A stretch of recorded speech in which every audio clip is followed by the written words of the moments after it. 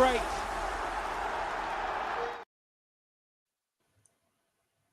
Good evening, everyone. Welcome back to the Evermore YouTube channel. It's Chris and Mark back for an instant post-match reaction to Newcastle just narrowly being beat by the champions 3-2 at St James's Park.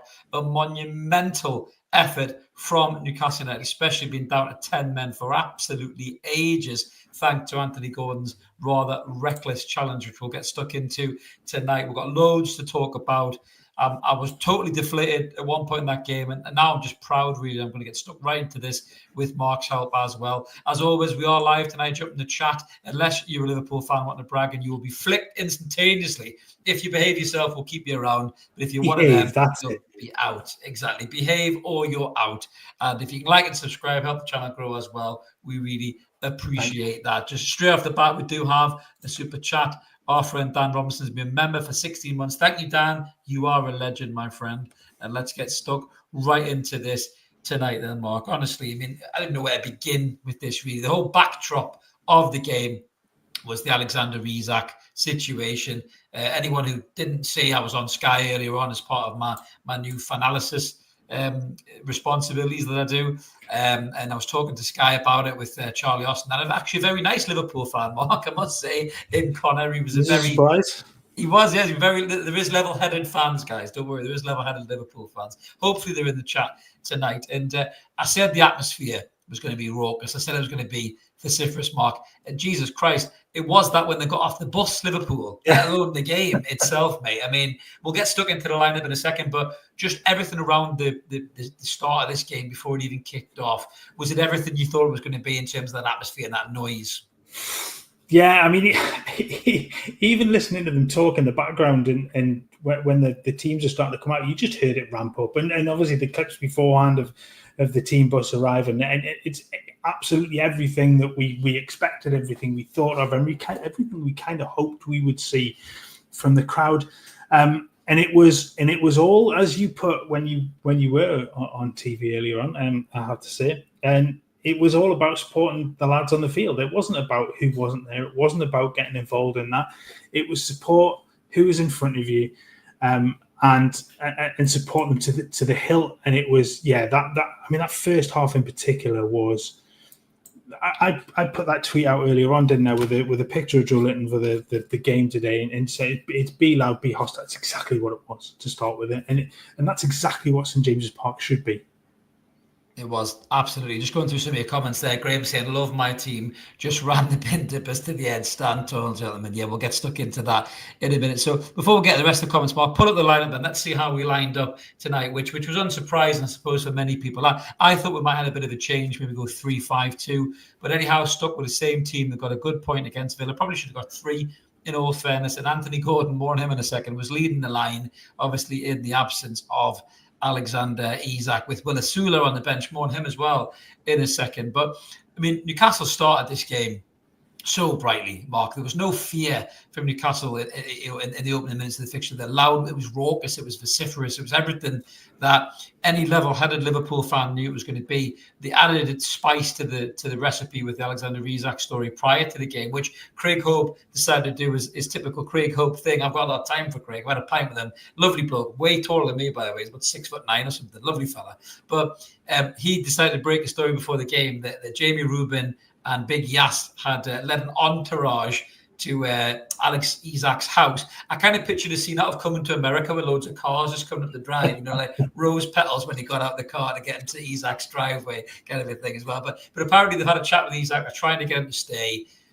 I suppose on reflection, we'll get into the game details, but on reflection, that last night, we kind of need him to stay, really, because we don't have a centre forward. And that was self-evident, Mark, I think, in the first half. We were all over Liverpool in that first half. I mean, looking at the kind of stats, I'm just on well, you got them on the side of the screen there, yeah. So, I mean, in terms of the whole game, I mean, we were all over them in the first half. Yeah. We didn't let them breathe. We didn't let them out.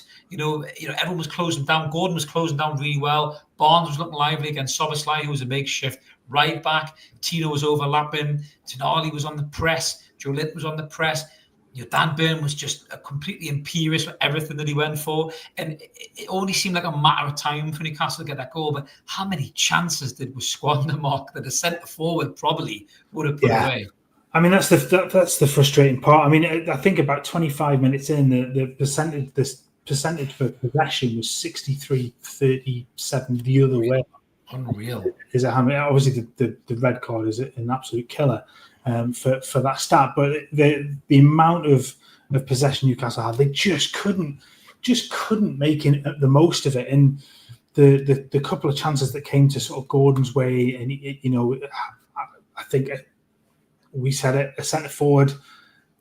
I think, and I think actually they said in comms after the game, I think Newcastle have a centre forward on the field for 90 minutes, you win the game. Those chances, the header that Gordon puts away. Look, up until his red card, I thought Gordon had been exceptional. I thought he played really well. He led the line well. He caused endless amounts of problems to he had Canati on toast, mate. He actually absolutely had him on toast. Which is even more frustrating is what he did in the second. We'll talk about that. Exactly right. But the number of chances in that first time, it was two first half, 2 big chances, 6 shots, forced the keeper into a save, and didn't dominate possession overall in the first half. But obviously the red card was the deciding factor in losing that possession battle in the first half. But Newcastle were all over them, and Liverpool were by far and away the second best team on the field. The goal was a killer, and I think that sets then up what comes next, because I almost think a sense of injustice among the players for what's gone on, and that Gordon then loses his head. But yeah, centre forward is desperate in that regard, because you probably have a couple of goals lead in the first sort of 30 minutes before Liverpool even had a sniff. Yeah, I totally agree. Couple more super chats there. Chivers has been a member for 10 months. Thank you, Chivers. He said we were playing with 13 men again. Hooper is crap. We'll get into the ref in a second. And Dan's chucked a super chat in £2. Thank you very much, Dan. Where were the Reds for Canati and Gravenberch? Yeah, on the Gravenberch challenge, I mean, I was going mental about the Gravenberch challenge. He went right through the back of Bruno. He kind of almost made a scissor action on the back of Bruno's leg. That was quite early on in the game, so I think he got away with that one. The referee kind of let it get away, had to give him a yellow. Later on in the game, that could have been a red possibly. But yeah, I mean, the goal itself, I suppose if you're being ultra critical, I think it's Bruno that's squaring up to him. And you think, can Bruno maybe step out a little bit quicker to try and close the shot? But in all fairness to Bruno, I think he thinks Gravenberch is taking 2 or 3 more touches and trying to find a pass. And he sees a gap. It's a cracking finish just in off the post. I think maybe he grazes Fabian Schär's studs in a way pass. I was automatically thinking, is Pope too slow? But then looking at it, Pope's got no chance with that one at all. Really, it's right in the corner, in off the stanchion, and then it goes out of play, but it goes back in the back of the net. Sorry, but as you say, Mark, I mean, Canati was committing. I lost track of the amount of fouls Canati committed. In all fairness, yeah. He could have been sent off 3 times over, and then. We're getting frustrated. The chances we haven't taken them. Part of me has a little bit of sympathy with Gordon. I don't get me wrong, I'm going to criticise him in a minute, right? But part of me has a little bit of sympathy with him because we've put this lad into this position where he's having to lead the line. Alex Isak has put him in this position in many ways. That Anthony Gordon is having to lead the line for his football club, and he's not a centre forward. He hasn't got the right mentality of a centre forward. He doesn't know when to kind of hold him, when to fold him. He's a bit like years and years ago, if you remember, not to use a swear word, but Michael Owen, when he played for Liverpool, was so fast. I always remember a challenge that he did against Man United when he got a red card because he come flying in to, I think it was possibly Rio Ferdinand maybe, and he come flying in so fast. And I think Ferdinand just shifted the ball. He took his leg, and because he was so fast, it looked worse than it probably was. And he got a red card. And that was even in the 90s where that tackle would probably be let go that Gordon pulled tonight. But it's a weird one. Gordon's steaming around the pitch. You can see he's getting pissed off because we haven't taken our chances. We've then conceded a goal. Gordon's taken it all upon himself to go, right, I need to get the ball back, and I need to do something, and I need to do this. And you can just see him slowly starting to lose his shit, slowly. And he's sprinting around the park. And I think he actually chases out to left back, and he chases back. Yeah. And then the ball goes back to Van Dijk, and he just keeps running. And you can almost see what's going to happen. You're thinking to yourself, if you tackle him, you're out of here. And he goes flying into the tackle. he almost tries to pull his leg out, Mark, doesn't he, right at the last minute? But he's already committed to the challenge. I mean, fair play to Van Dijk. He didn't make a massive meal of it. He just kind of sat there and thought, what the fuck you doing? Do you know what I mean? Like, but I think when he gives him the yellow card, in a VAR world, the minute somebody says, you need to check that, he's gone all day long. Yeah. We were texting each other in the game, and you said to me, I think he's gone there. And I said, the minute he goes to that screen, he's gone. And the minute he went to the screen, it was a straight red card for me, Mark. I don't think there's any complaints, really. Let's say, I mean, we kind of said it. I mean, it's one of those, I think, the speed he's moving at, his studs are in the back of Van Dijk's calf. You can see the marks on the back of Van Dijk's calf. And I know he gets an awful lot of crap, Van Dijk, and deservedly so at times, I have to admit. But Anthony Gordon, you just cannot do that. You just cannot do that. You really can't. You have to be more sensible. I'd expect that from an 18, 19-year-old just to be running around completely headless. But I think the goal, I said before, I think the goal sort of set that in motion, because I think there was a sense of injustice from the players at that point, because Liverpool were not in that game for 30-odd minutes. And look, it's a good goal. I've seen comments about Pope. There's absolutely nothing you can do about that first goal, because it wrong foots him. He's moving to his left when the ball's cut back. It goes through Bruno. It does take ever so slight deflection off Fabian Schär's studs, I think, and it comes in off the post. There's nothing you can do about that one. But Gordon just has to do better. He cannot do that, and we've seen this a couple of times from him, where he gets overly emotional about what's going on in the game, and he loses his head.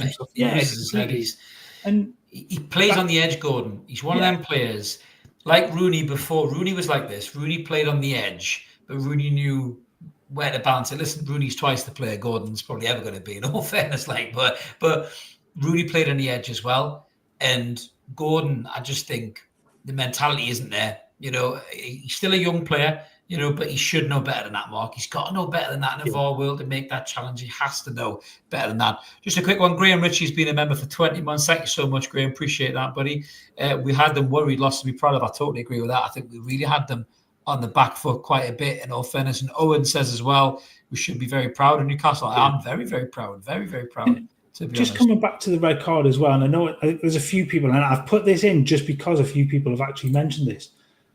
2 foot off the floor, scissored round Bruno. That could have been a red, but it's too early in the game, though, Mark. It's too early in the game. The ref isn't going to give that card, and he's not going to go to VAR that early in the game for that. He just isn't going to do it. But they're in a dog, and I get that. I know exactly what you mean. That they're not going to do it, but why?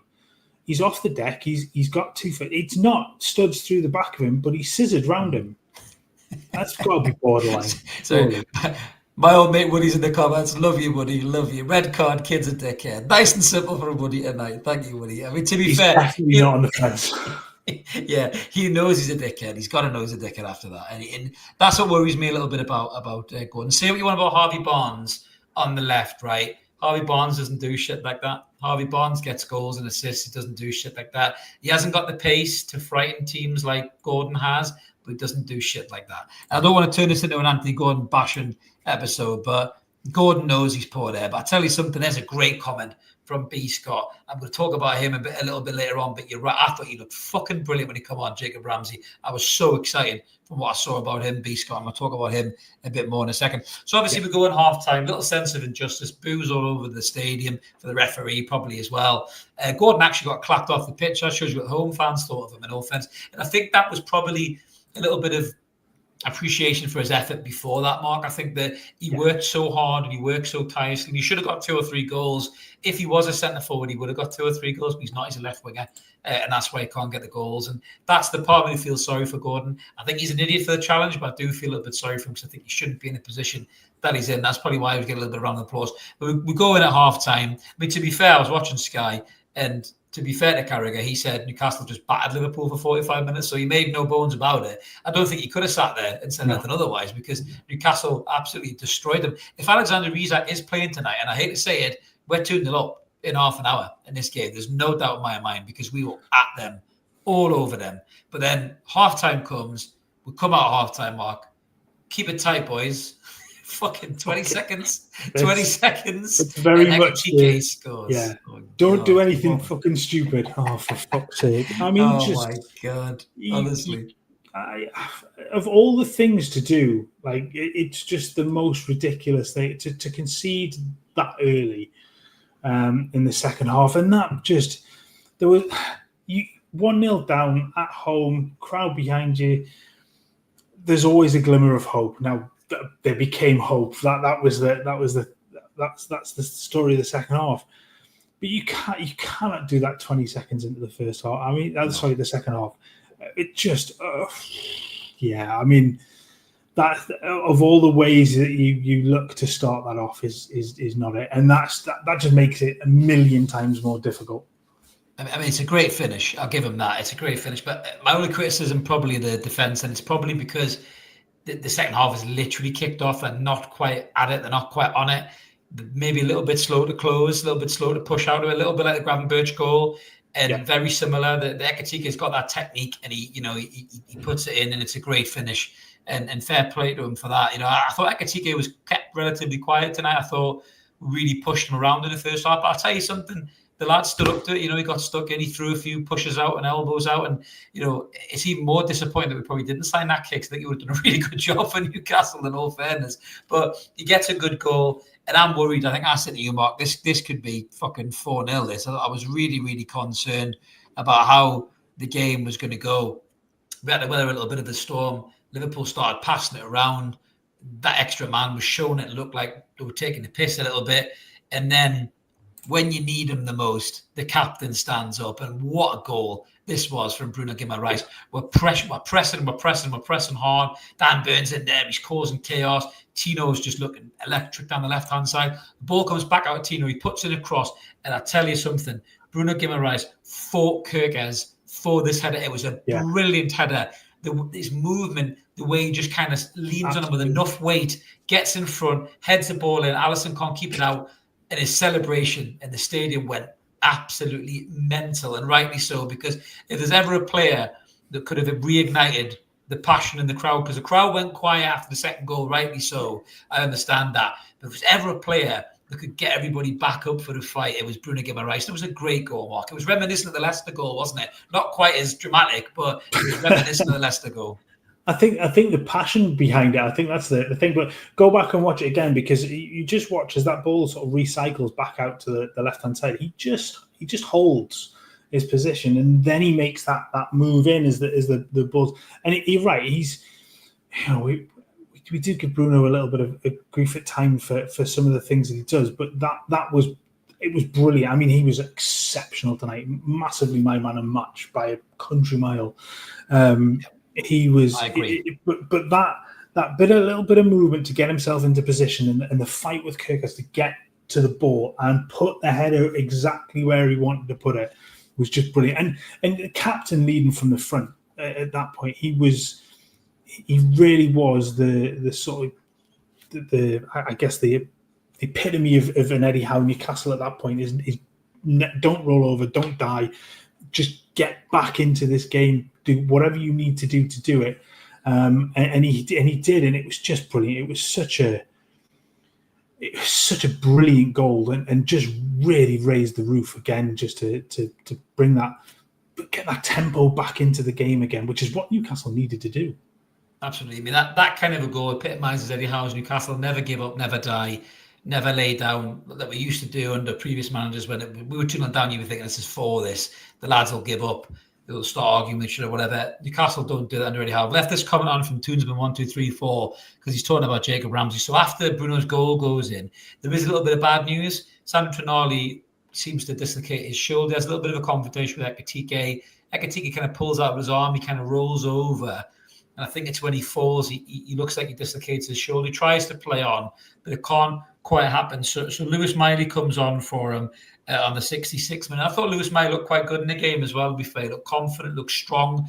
He was getting in the mixer as well. But the real energy comes in the game when fortunately Joe Linton goes down, well, looks like a pulled hamstring. So the cost of this game, not only do we now lose Anthony Gordon through suspension, it looks like we could lose Sandro Tonali and Joe Linton for the Leeds game. And that is bad. But I tell you something, when you see the performances that Lewis Miley put in, I thought he did well, especially given the fact he's against the champions. He's against a good midfield, Gravenberch and Szoboszlai. And he scared the crap out of me when he played the ball back 30 yards to Nick Pope with a Liverpool. Fucking hell. Wait till Ramsdale's in goal, Lewis. Wait till Ramsdale's in. He's better with his speed. But I thought Lewis Miley looked good. He didn't look overawed. He didn't do anything outrageously special, but he just kind of kept it ticking over nicely. Some nice little passing movements. But the main substitutions that really sparked this game back to life, there was a triple substitution on the 76th minute, and it was Jacob Ramsey coming on, who had just signed from Aston Villa, who, you're right, Toonsman 1, 2, 3, 4, he was fucking unbelievable when he come on. Lewis Hall, England's best left back, is back in the fucking house. I tell you something, he was amazing when he come on. And Willis Sula, we'll get into him in a second, come on. Now, Willis Sula polarizes opinion for Newcastle fans. You can never doubt the kid's work rate, Mark. He works his arse off, right? But he doesn't have the finishing product. But he come on tonight and he just looked like he was on one. He had a mission. He was steaming around. He was worrying Van Dijk and Canate because they were like, what the fuck is this guy going to do? And the Newcastle players were also going, what the fuck is this guy going to do? Because nobody seems to know what Willis Sula's actually going to do. It's either going to be brilliant or Willis terrible. Sula knows, to be honest. It's Willis Sula, isn't it? But what was brilliant, I thought, and listen, Kieran Trippier had a good first half. He was very physical, very strong, putting some good crosses, got some good tackles in. But there was times where the ball went over the top of him and he hasn't got the legs to catch it. And I felt in the second half he was starting to tire. His legs were starting to tire. When Lewis Hall came on, Tino was amazing on the left-hand side. But what I loved was Tino went over the right and he was just as good. And Lewis Hall slipped back into that team and Salah didn't get a kick. He was defending well against them again. He was overlapping. He was putting in great passes. But one of the most exciting parts about that substitution was Jacob Ramsey. That kid, what a little debut highlight that was. I mean, he only played 14 minutes, 78% accurate passes, he had 11 touches, 1 key pass. He was running everywhere, pace, dynamic running. Everything that we've lacked from Joe Willock for the last 18 months, this kid did in 14 minutes. And I tell you what, it's going to be sad to miss Joe Linton and Tonali potentially against Leeds. But if Jacob Ramsey's going to come in that midfield, Mark, I'm going to be very happy. What a debut. I think it was brilliant. It was a great little cameo, wasn't it? And that's the kind of thing that Jacob Ramsey will give you. He is tenacious. He will get involved. He's not scared to mix it up. And I think Eddie Howe said in his when he was talking about him like a couple of days ago, he was surprised by how big Jacob Ramsey actually is. But he will work damn hard. He is quick. He's good on the ball. And he just gives you that little bit of drive from midfield again, and with pace with the ball as well. I mean, you kind of go back a couple of years to. I'm sorry, I've just seen that the message has just come in from Cab. Can I just put Honest Lot has come out and say Newcastle didn't play football. There's a Specsavers down the road. To be fair, I thought Klopp. I thought he was better than that. Slot. I called him Klopp. That's the kind of thing Jurgen Klopp would have said. I thought he was better than that. But I tell you what, now the price is 180 million. You bald bastard! Shove that in your fucking pipe and smoke it. Well, Stupid. The other part of it is, what the fuck does he expect? You're down to 10 men. Like, it's not going to be suddenly prime fucking Barcelona playing against him or PSG. You play with what you've got. That's the whole thing. 11v11, Newcastle were absolutely all over them, and it was playing bloody good football as well. It wasn't shite. It wasn't just lump the ball forward. It wasn't horrible. Honestly, that's just bitterness because he knows his team. He knows his team. His team dropped the ball and they needed a 16-year-old boy to bail him out of fucking trouble, which is obviously what happened. But before this, obviously, Willis Sula gets his goal and it's brilliant. And just to see his face and the smile and everything else. Long ball over top, route one from Nick Pope. Dan Burn's in the mix. Dan Burn was magnificent tonight. He was absolutely brilliant. Getting stuck in proper. Every time I see Dan Burn play now, Mark, certainly in his more natural position centre half, I get John Terry vibes from him. He's that type of player. He leads by example. He's into everything. He's into every challenge, and he doesn't shirk anything. And he was brilliant tonight. His touch is a lot better than he used to be as well. He's calmer and composed.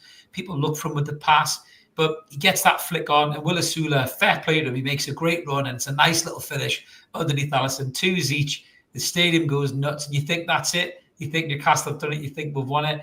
And 11 minutes have been added onto the game.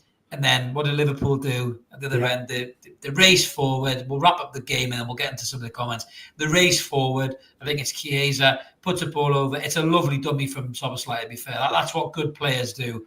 You got to give him that. It's a great dummy. And the young boy, was it Rio, comes on. And to be fair, he's looked lively for them in pre-season. He's a very talented young boy. And Liverpool have a habit of having these really good young players come to the ranks. They nicked him from Chelsea, but he looks a player. He really does, and he finishes that so well. If that was a Newcastle 16-year-old doing that, I'd be going cock a hoop. So I'm not going to sit here and slag off the lad, but that's two games Liverpool have won, and for large spells of the game, they weren't the best team. So that's, I suppose, a mark of champions. That's what they do when they play bad. They win games, but Newcastle didn't disgrace himself at all tonight. No, they played good football, and somebody who we've nearly missed altogether, by the way, Anthony Elanga is rapid. No. I mean, my God. Yeah. Anyone who was disappointed with Anthony Elanga's debut at Villa Park, he's still disappointed. I mean, my God, that kid tonight was incredible with that pace. Incredible. He will frighten any team. Champions League teams will be watching that going, fuck me. That kid is going to cause us no ends of trouble in the Champions League, because I thought he was electric tonight, Mark. Yeah, I think a little bit like Villa Park, he sort of tailed off again a little bit towards the end, but he still put a shift in. But the problem is when you've got that, I mean, you've lost so many players, you then can't make more. And I think the ideal would have been for more rest. I think at that point and bring on more fresh legs. But I mean, that first half, it's kind of scary just how quick he was. It sent you a message about, wow. And I've said it last week and just gone, look and go, fuck, he's rapid, absolutely lightning. And with a little bit of more sort of work with the team, centre forward, we'll bring those words back again, that he was going to create havoc all season long. You keep putting the same message in, mate. 11 minutes. What the fuck? We have talked. We've mentioned that. 11 minutes. The 11 surprised us because I know there were a lot of substitutions in the second half. I think obviously the share going down and Joe Linton going down added extra time to it. But it's just they're starting to get banned now, aren't they? In the comments, look, if you want to come in and talk about the game, that's absolutely fine, but just don't be a dick. Like, it's not hard, is it? It's no, really that's all right. I've got no. I would literally lose no sleep over banning people who are being fucking dickheads. In all fairness, I spoke to a Liverpool fan earlier on today, and like I said, that's a proper Liverpool fan, a Liverpool fan who's calm. And respects Newcastle, and that away fixture is one of the most difficult away fixtures in the Premier League. And with the added spice to it, with the old Isak scenario, most proper Liverpool fans will know that we're lucky to get out of there with 3 points tonight, and they'll probably be saying that on the way back home. And that's what proper fans do. We're the same when we're lucky to get away with the win. But some fans are just, they just like to cause mischief these days. And, whether it's on any social media platform or in the YouTube comments, then that's what it is. Princess Sophie says Dan Burn was man of the match tonight. Do you know what? It's a good show because I thought Dan Burn was absolutely brilliant tonight. He was just, like I say, it's John Terry style vibes with Dan Burn. I think the days of people taking the piss out of him and mugging him off and stuff, being his gangly frame and all that, are completely gone. I'm just watching Ekatike go there again. That's my only criticism of that goal, is that Cher doesn't get out of close that quick enough. I just think he's a bit slow to react, but it's because it's so quick. It's the two central midfielders just getting sucked across, and it just allows Ekatike just all the space in the world on the edge of the box. Space. Do you want to chuckle? Because I thought Dan Burn was exceptional tonight as well. You've got a 5 point. Is it a 5? Do you know what? I've just been watching that. So we normally use SofaScore for our stat comparisons, right? There must be a fucking Liverpool fan or a Mackham that does SofaScore, because how you can give Dan Burn a 5.6. Canate's got a 6.5, by the way. Unbelievable. Canate couldn't defend the sandcastle on Whitney Bay Beach tonight. He was fucking atrocious. I mean, he's lucky that Gordon got sent off because he was about to get Canate sent off because Canate was fouling him every chance that he had. I mean, that's unbelievable. Canate's got a 6.5. Fucking Yeah. And fucking Jones and all. Curtis Jones is one of the most overrated footballers I've ever seen in my life. They give him a 7. And he's fucking terrible. He really is. He's nowhere near the player people think he is. Tom Jones could do a better job midfield than this fucking prick. Honestly, he's fucking... I kind of get my head around how people think Curtis Jones is a good player. Agent Tech with a super chat. Hooper the Pooper helped them as well. Yeah, absolutely. Thank you, Agent Tech. Yeah, Hooper did help them. I thought he was having an all right game until then, to be fair. Well, I think 30 minutes in, I think I messaged you. I said, well, we can't say that he's not given anything. He's given everything to Liverpool because he hadn't until that point. I think most of the decisions had gone Newcastle's way, and then all of a sudden it just 360'd or 180'd even. Sorry, and that was that. Brilliant. I'm just watching the Bruno's goal again. A great ball by Tino, that'd be fair. Ryan saying Goldbridge already on the try rubber salt. That's because he's a clickbait wanker, Ryan. Just don't give him what he wants, Just let him cry in his little shed with Bruno Fernandes, skying penalties. Oh no, he's skied it again. He's fucking shit. Then the next week he'll be saying how great Bruno Fernandes is. That's what he does. He's a parody character, mate. That's what he is. Just looking down the comments here. I was just going to say as well, that on the subject of Canate, I think he stole Nick Pope's assist for Asula's goal because it flicks his back, doesn't it? So I think that doesn't. No, I think because Burn misses it. I mean, he's such a handful for that goal, but I think it just flicks off Canate's back. They were terrified. Yeah, David saying, dare I say it, I think Ramsey should start instead of Joe Linton. I think Joe Linton's bad hamstring will dictate that one, David. I think by the looks of it, mate, in all fairness. Dazzler well said, get it, live trolls, you're embarrassing yourselves. They absolutely are. I'm not looking at any of their comments. I'm just going to block them if they're dickheads, to be fair.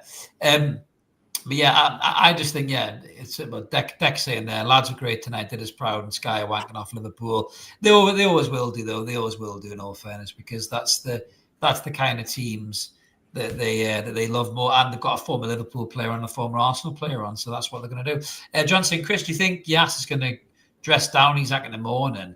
I think he's going to get the licking of a dog, and they will not sell by the look of his face, and the crowd is going nowhere. I don't think they can sell, John, because the truth of the matter is we need the kid to play, and we haven't got anyone to do the job. Yes, I know Will Asula scores tonight, and it's brilliant, and you're happy for Will Asula. But Will Asula's not the lad to put in that position. It's not fair to put the young kid in that position and put that much pressure on his shoulders. It isn't fair to him. We need Alexander Isak, whether you like it or not. We need Alexander Isak. Now, he's got 3 years left in a 6-year contract. Liverpool don't want to pay 150 million quid for him. So with those two factors in play, this transfer does not happen in this window. And I actually think, and Charlie Austin kind of touched on this earlier when I spoke to him on Sky, Mark, I think for football, it's good that this transfer doesn't happen, because if you allow a player to toss his toys out the pram and force a move like this, when there's no get-out clauses and he's 3 years into a 6-year contract, that's bad for football, because loads of other players will be doing the same thing over and over again. And I think it's a good thing for football if he doesn't leave, to be honest with you. Yeah, I think you're right. I think would Austin say, what does that open up the door to? Does that open then the door to a Tonali or a Bruno suddenly deciding that they want to leave further down the line, and you go through the whole rigmarole again? I think most football clubs will want Newcastle to just hold the line and keep Isak and just go, do you know what? No, players don't hold all the power anymore. Sooner or later, you have to hold a player to their contract. And I know it doesn't always work the other way around, and when clubs want players out, they tend to get their way. But in the regards, if you, like you said, if you sign a contract, you don't have that break clause, you don't have a release clause in it, then until the club get what they want for you, you're going nowhere. And you have to show professionalism. You have to do the right thing. You have to go to training. You've got to play. You've got to give your all, because ultimately that's what other clubs are going to be looking at for you as well. Well, I think the big dogs are here. I think he's going nowhere. I think he'll get an increased contract for this year, and then I think they'll let him leave in the summer for a lesser fee. I think that's probably what's going to happen. But super chat from Graham Ritchie. Thanks again, Graham. Appreciate that, buddy. So happy for Sula getting his goal. It will do his confidence a world of good. Ramsey was so impressive. Yeah, Ramsey was great. I mean, I'm really, really excited about what he can do in a black and white shirt. He was excellent today. He really was. Got a comment there from Simba. He is gone. Deal was done a long time ago. I don't know if Simba is a Liverpool fan, but nobody knows anything about this deal, least of all you, my friend. So you can stick that where your lion roars. Dean is saying Isak's going to give his all for NUFC, isn't he? Way I. He must be another Liverpool fan, possibly, is he? I don't know. I have no idea with these people. Hang on a second. I know this dickhead is. Oh, yeah, he binned that one out. Mark's in the bin. Mark's in the bin. Yeah, so you get in the bin, Mark. I'll ramble. So I think for me, the take from this game, Mark, really for me is no matter what's happened with Newcastle in the summer, no matter what shit's been thrown at us in the media by everybody, no matter the constant talk about how our star player should be sold for a lesser value than the club value, Mark, the lads go out and perform like that tonight, and even when everything's thrown at them, they concede a goal, they don't buckle, they get a red card, and they don't buckle, then, absolutely class for me. Absolutely class. So I think, you've got some quality additions that you bought in this window. I think Ramsdale is a good keeper. He's had a difficult couple of years in his career, but he's got qualities. Alanga is rapid. We saw that tonight. That's the champions. Alanga's just ran ragged tonight. Absolutely destroyed them with his pace. Jacob Ramsey's come on and looked absolutely brilliant. I've seen some people before saying that Malik Chow looked a bit ropey. It is his debut, and it's a hell of a game to make your debut in, by the way. So just his first touch when he turns back and that was a lovely touch. Yeah, brilliant. That was a lovely touch. I think he grew into the game. I think we saw that. He was bound to be a little bit shaken and nervous with the intensity of the game coming in. But Malik Chow looks a good player as well. If we manage to get a centre forward in, whoever that may be, whether it be Visser, Strand Larson, which I can't see happening, and I think that's a little bit of a desperate deal in all fairness. If we get a decent centre forward, and I don't mind the lad Soloth from Atletico Madrid. I think he's big and he's strong and he's a good finisher, and why not get him in? If he's 25, 30 million quid and Atletico Madrid want to do a deal, maybe we can get him in as well. But I think Newcastle are in a decent shape here. But if you listen to what they're saying, every single thing that Eddie Howe says is that we're after a Callum Wilson replacement, not an Isak replacement. And I think that is what is going to happen. And Leo, you are right. Mark is earning his paycheck tonight. He is wiping out trolls like John fucking Wick tonight. He's taking people out, mate. Do you know, he used to have long hair and beard. If you want to come in and have a chuckle, I mean, even the ones that come in, I'll even the ones that came in, we said you're not singing anymore. I don't mind all of that. It's a bit of banter. Yeah, I don't mind it's the dickhead comments, and I'll draw a line. And look, you just can't be asked. Like, just go. Let us know in the chat. Let us know in the chat. Should we rename Mark the Baba Yaga of Evermore, as he's just wiping out trolls like John Wick, man. He's like an assassin. I love it. Absolutely love it. Chippers is saying, yes, I agree, Chris. When Eddie said Wilson replacement, that to me says Isak is staying, and Isak knows. I think Isak is staying. Absolutely is. I think he really, really is. And sorry for Dean before. Dean says, jumped the gun, mate. Never mind. We were great tonight. I think I accused Dean of not being a fan of the channel, but he is. So apologies, Dean. We have that many trolls jumping in, Bonnie lad. I didn't mean to take that on you personally, mate. Thanks for the support. But yeah, I think just looking at this game in general, thank you very much for that, Steve, as well. I really appreciate that, bud. Thank you. I think in general, Newcastle don't come out of this game with anything to be embarrassed about or ashamed. I think for me, they should be proud of that performance. The only person who shouldn't be is Anthony Gordon, because he should know better than that tackle. And again, I don't want to go too hard on Gordon because I do feel for him having to play in that position. But this is my biggest concern with Gordon, is that mentality that when you need him the most, sometimes his head falls off. Chippers, you're absolutely right. Only Chuck Norris is scared of Mark. It's just become a new thing. Mark can kill people with a pencil. That's so much. Who could Mark take out in the comments? That's what I want to hear now. Honestly, bring them all on. Bring them all on. But yeah, I'm not disappointed. I mean, when Ekatike's goal went in, I really was thinking this could be an absolute disaster. But you just got to give the lads credit, Mark, for coming back with that. You really have to. God, yeah. I mean, look, they were exceptional. They were exceptional for 35 minutes. They were brilliant from probably about 55 minutes onwards. They were just, it was that attitude and mentality that you want to see from an Eddie Howe side. At the end of the day, they're not going to give up. They're not going to stop running for each other, and that there's an awful lot to be said for that. Gordon has let himself down and let everybody down with that decision. He was fine. He was great for 30 minutes. I thought he did really, really well, but has completely pulled the rug from under everybody with that decision. But the attitude and the application from everybody on that field, and there wasn't really any of them outside of Gordon's decision that you can go, yeah, you didn't put a shift into tonight. You didn't give everything that you had to give. Maybe Barnes could do a little bit more. I thought he was good. I thought he ran Szoboszlai quite well early on. The ball in for Gordon's header was exceptional. That's what you want to see from Harvey Barnes. You want him to create. You want him to have those moments where he can put decent balls in the bottom, create problems.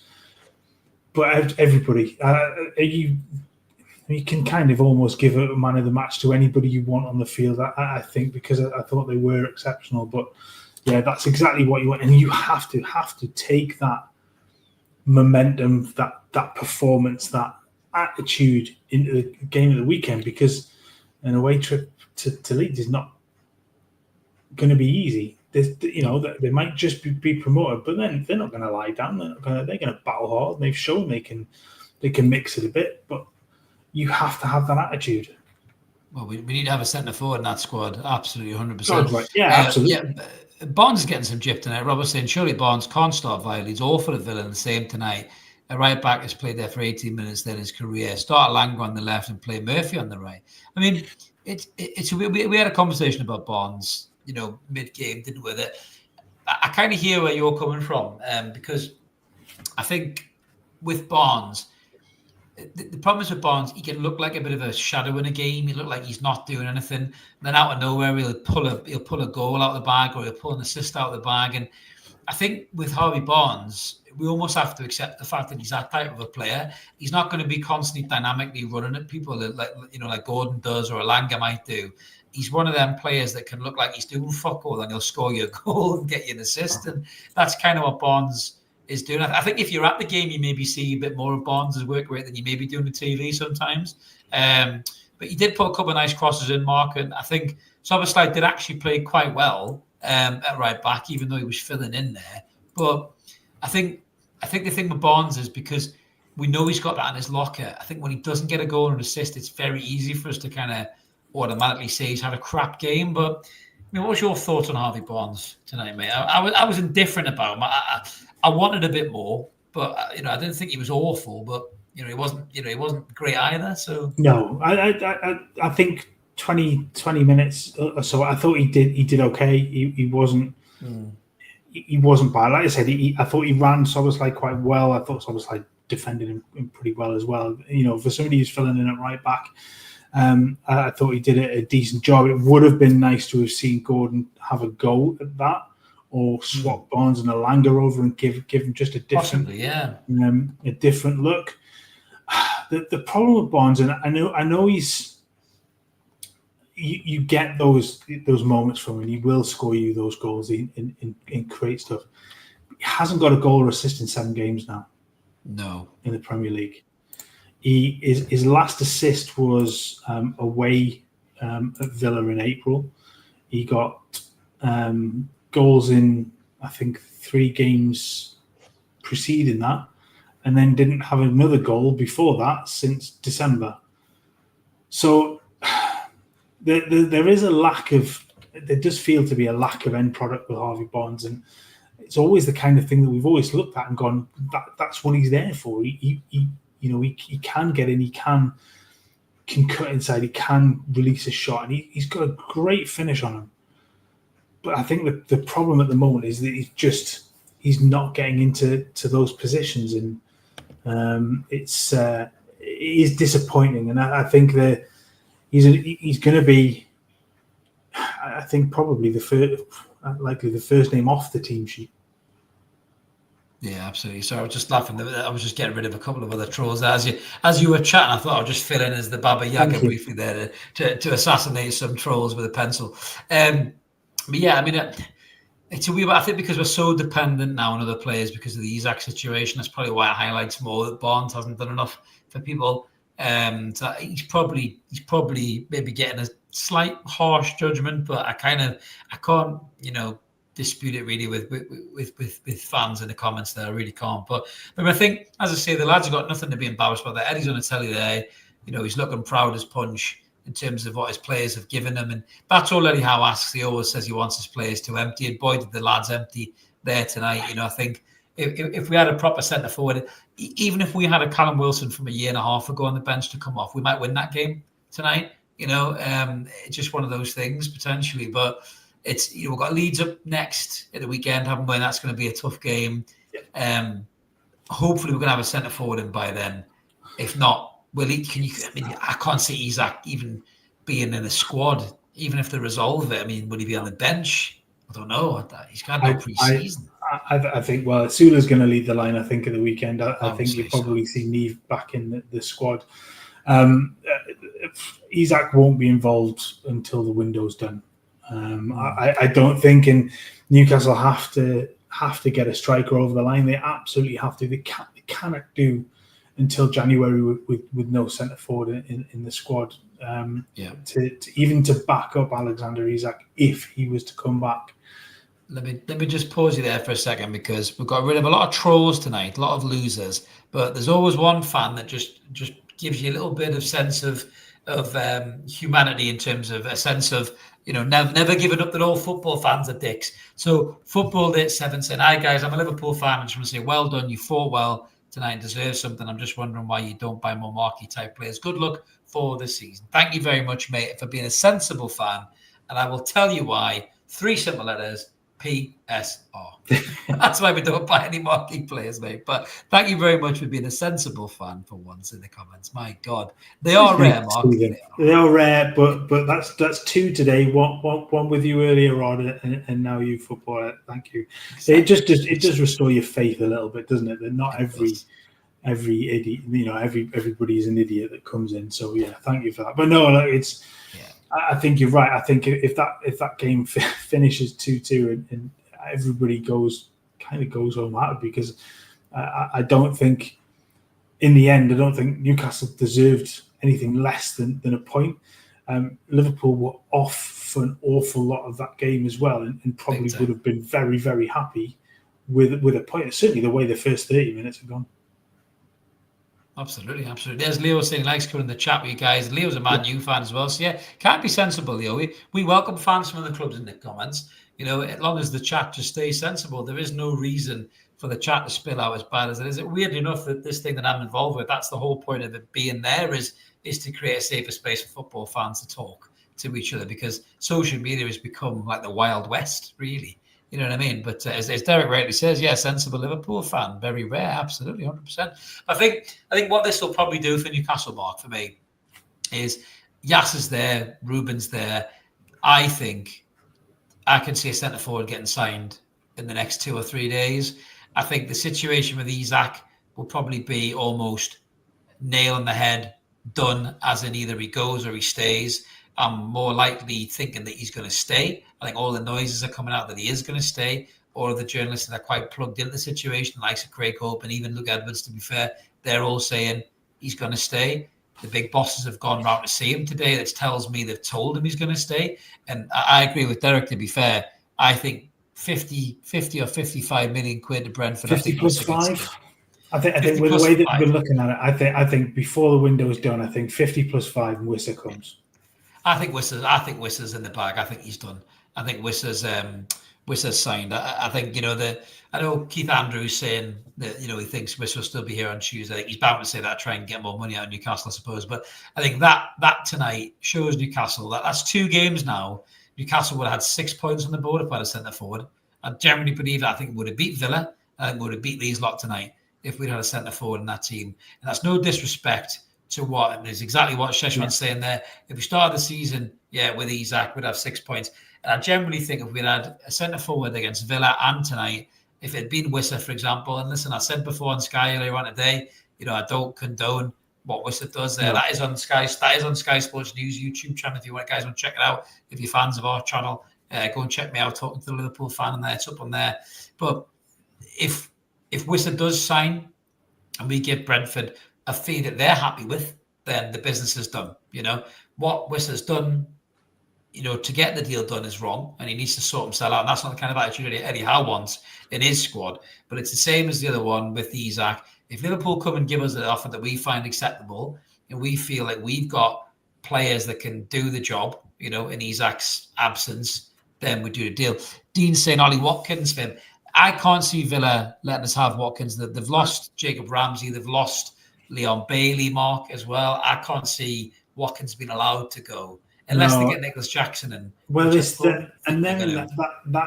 kind of it, isn't it? I think is he going to buy him? Isn't Jackson going to buy him? Well, that's the latest, isn't it? That potentially that he goes to buy him, but I mean he's hardly going to kick a ball with Harry Kane ahead of him. But the funny thing is that I was just about to mention the Strand Larson thing, because that's the problem with Strand Larson is Wolves have said that ain't going to happen. You can't offer us anything because we haven't got time to sort out a replacement. They've just bought him. They've just bought him. Like, that's how bad the Newcastle have got in this striker situation, is they're bidding for a kid who's just signed for another team. Like, and he's clearly your 7th or 8th choice centre forward on your list of centre forwards. So he's not going to go. He's not going to come here, man. Would you? And I know what you're going to answer this before I even ask it. Would you go for Nicholas Jackson? Would I? I would rather sign Latoya Jackson.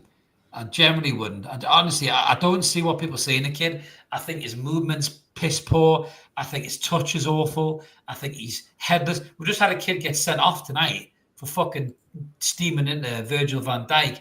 This kid got sent off for smashing Sven Botman with an elbow for no reason last season.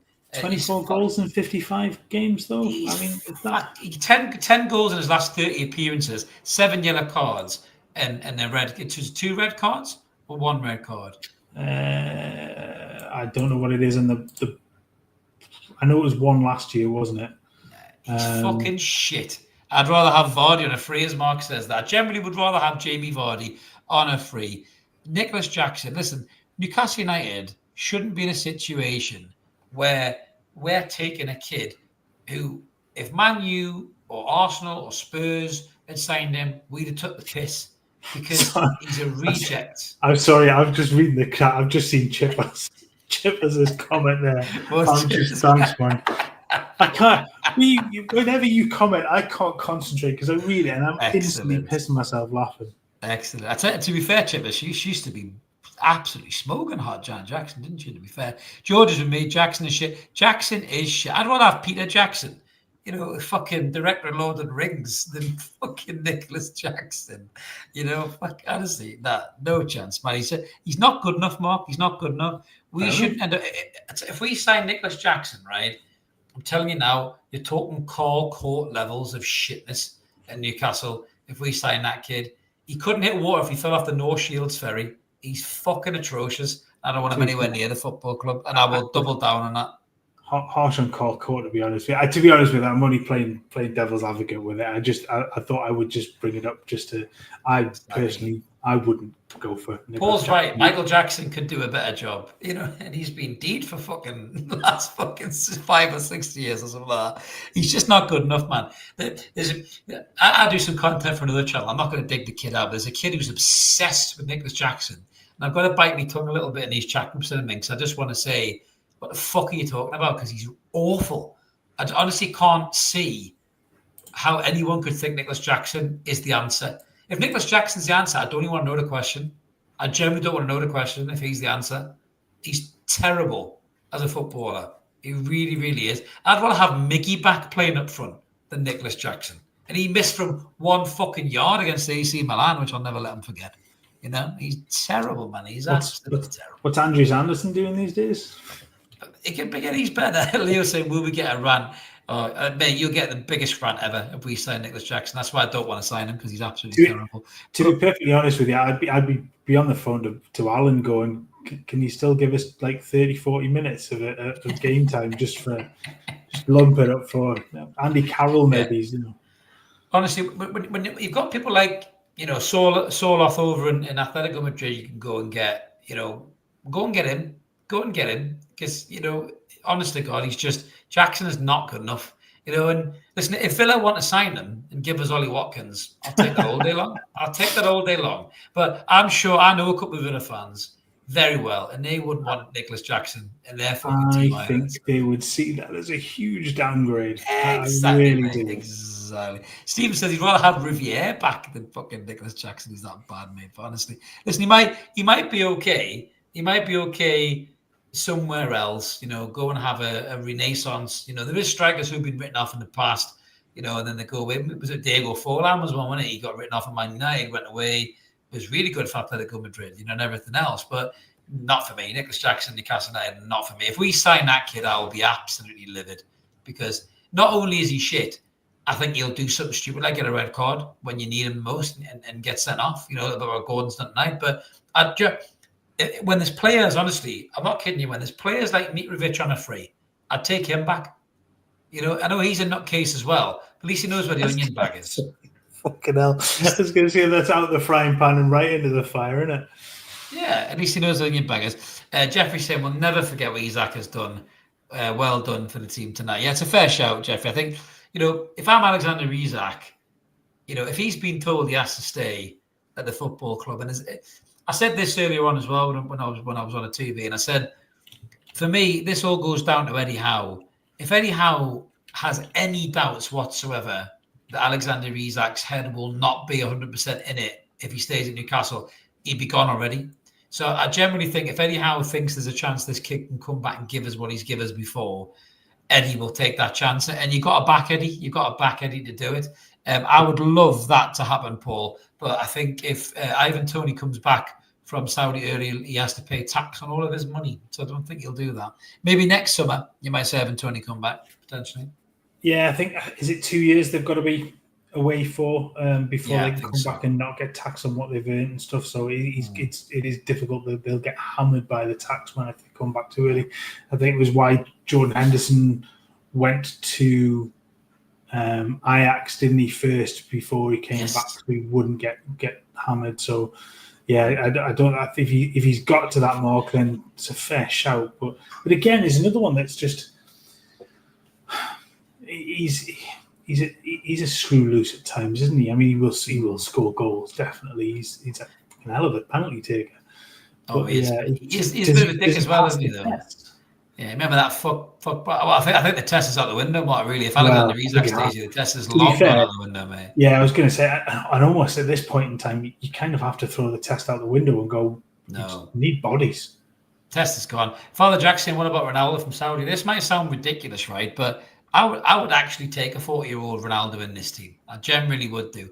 I'm not being funny, right? Forget the fact that he's just a bit of a dick, really, isn't he, right? He's still a very talented footballer. He just scored his 100th goal there, and he's the only player to score over 100 goals for 4 teams or something like that.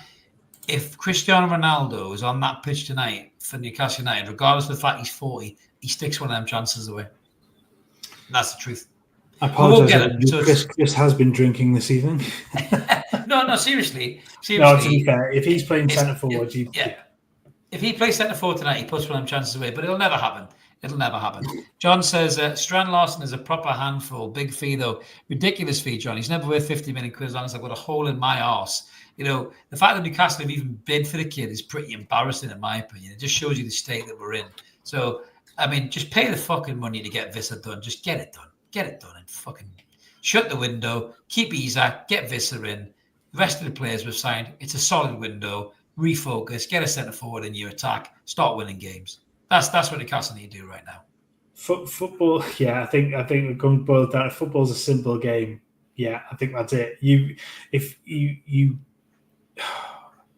I know Isak's been a complete monumental dickhead at this point with the way that he's handled it. But a fit and functioning Isak's better than not having a fit and functioning Isak. Yeah. I know I find it really difficult to even think to kind of welcome him back into the fold and for the player. Mark's froze fans there. are going to take some convincing. They really are overall. I've just come back. Oh, you am I had back? a bit of a matrix glitch. Really quickly, 320 of you in the chat. Really quickly, before we sign off, the last point there. Keep Isak or sell Isak? Let us know in the comments quickly before we sign off on that. I've already got Ronaldo. Sorry, Joe Linton. I've got Ronaldo in the brain. Joe Linton saying get rid of Isak. George is saying punish and keep Isak, which I think is most likely to happen. I know you said sell, Joe Linton. Yeah, I agree with you, Toon Guru. No to Strand Larson for me as well. What we got here? Well, Longstaff. Kevin Longstaff is saying keep. We've got Brian is saying keep. We've got Dean is saying sell. Monty Brewster is saying sell. Steve is saying sell to anybody but Liverpool. I get that. Leonardo is saying sell. Father Jack is saying keep. Mark, I agree with you. No options, so keep. That's probably where I stand on it, Mark, I think, as well. Sean says get rid to PSG. Gonzalo Ramos swap deal. I like the sound of that one. Paul is saying keep because it looks like we're not going to get a striker, and I agree. John says keep. Derek says keep, but sell in 12 months. I agree with that. Leo says keep for his own reasons. Well, you're a Man U fan, Leo, so obviously you don't want him to go to Liverpool. Chipper says we have to keep, no choice now. Green Sands is on the fence. All depends on the situation. He says keep. Howard says keep, then sell. That's not my role being on the fence. It is. You normally love the fence, you mate. You were born in the fence, molded by it. You're like Bane. You were born in the fence, mate. You never saw the floor until you were a man. There's another impression to my repertoire. I'm growing them up. Somebody asked for a Romano presentation impression. I'm so tired. I'm exhausted from that game. So yeah, there you go. What we've got here? Kim says keep in the reserves. Nice, very nice. What else we got here? I'm not reading that comment, Stephen. Wow, that's a scary one. I know it's past 11 o'clock, mate, but we ain't playing with those kind of toys tonight. Do you know, I sort of understand that comment about it being an X, though. It does a little bit feel like that. If sort of bringing back in is almost it's clinging on to a relationship that isn't working. What if the sex is too good, though? Throw that one at you. Yeah. And here come the bots. There we go. Yeah, look, it's going to be awkward. It's going to be weird, I think, if he does stay and he does get reintegrated. And like I say, I think the fans will take a lot of convincing. And I don't believe what some of the commentators on the radio and that have said is that as soon as he starts scoring goals, the fans will forgive him. I don't believe that for a second. It's going to take an awful lot for the majority of Newcastle fans to forgive or even just put aside what he's done. Yeah, absolutely. Ryan says, get him working in IKEA and serving meatballs over at IKEA. That would be awesome. That would absolutely be awesome. Derek's saying, I wonder if Bruno will greet him with open arms. Well, judging by Howe's comments, I think Bruno has to be on board with that, really. Derek is saying he wants him gone, but we're fucked. I totally and utterly agree with that. Stephen says, keep the reserves till 2028. I can't see in that. We've got more comments. What we got here? Dean's saying, well, I'd have sold my ex. But again, you know, what happens if she sucks better than a Dyson vacuum cleaner, mate? You know, you change your mind there. You change your mind. Look at Mark's face. I only said that just to watch you go, oh my God. Stick to football, please. Yeah. Oh my God. I'm not reading that comment out either. My God, we are past 11 o'clock. Holy shit. I think we'll have to wrap up yet. But yes, I think the majority of you, it's a little bit split still. But I think for me, we haven't got a centre forward, you know, and I said this earlier on as well.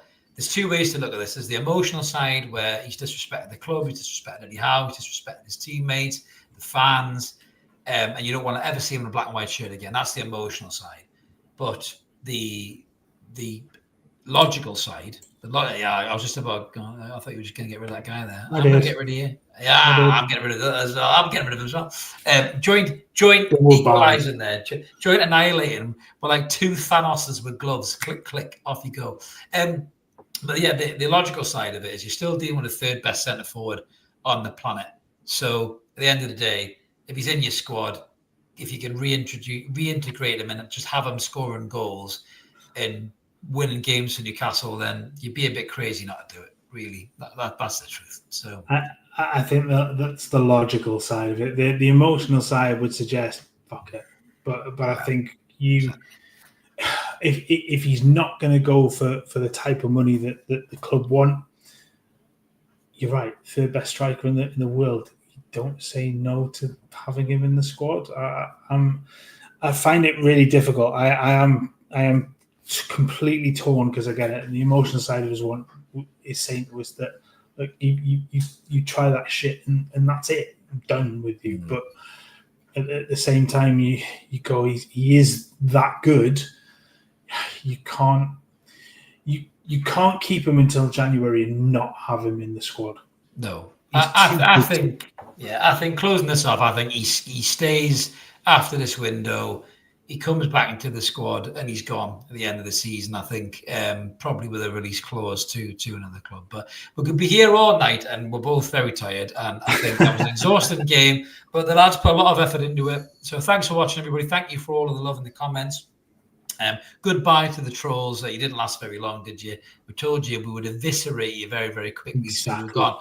But to all you who do like the content and you do play nice, click subscribe, help get us to the next milestone. We have got a couple of really nice prizes. I picked up a corker of a prize at the weekend to give away when we hit 12,000.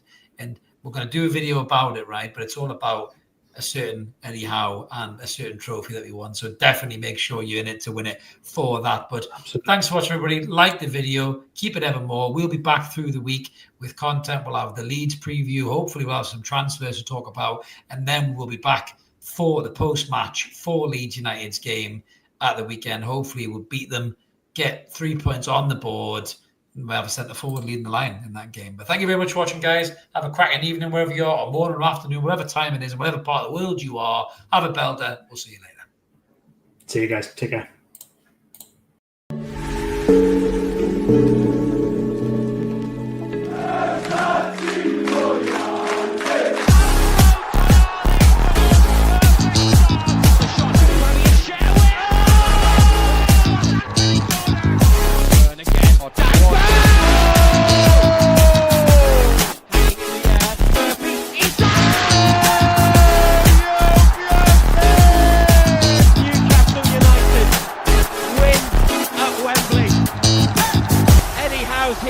Celebrate.